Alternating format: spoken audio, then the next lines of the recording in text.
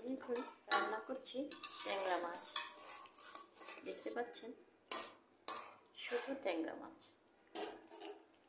এই যে রান্না করতে করতে একটি জিনিস শেয়ার করব, সেটি হচ্ছে যে আমরা অনেক সময় গল্প করতে করতে দেখি যে অনেকে ভাব প্রকাশ করে যে এই দেশ আমার ভালো লাগে না, এই দেশ থেকে আমি আমার ছেলে মেয়ে বিদেশে পাঠাবো, আমেরিকা, জাপান, লন্ডন। কিন্তু আমি বলবো যে মাতৃভূমির অবদান অমূল্য। অন্য যে কোনো দেশের থেকে, যদিও অন্যান্য দেশ সুন্দর হতে পারে, প্রাকৃতিক দৃশ্য প্রাচুর্য থাকতে পারে, কিন্তু মাতৃভূমির অবদান কেউ কখনো অস্বীকার করতে পারবে না।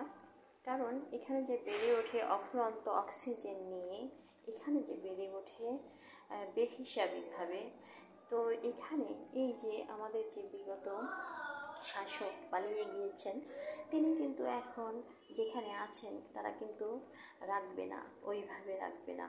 45 দিন নাকি থাকতে পারবেন। তাহলে এই যে বিদেশ বা বড় দেশ বা প্রতিবেশী, তো সেখানে কিন্তু দিন গুনছে যে কতদিন সে থাকবে, কেন সে আসবে, কেন সে থাকবে বা থাকতে পারবে এতদিন, একটা ম্যান্ডেট ধরে দিচ্ছে।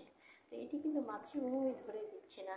মাতৃভূমি থেকে যে এত ভোগ করেছে, তারপরেও কিন্তু মাতৃভূমি তাকে ফেলে দেয়নি।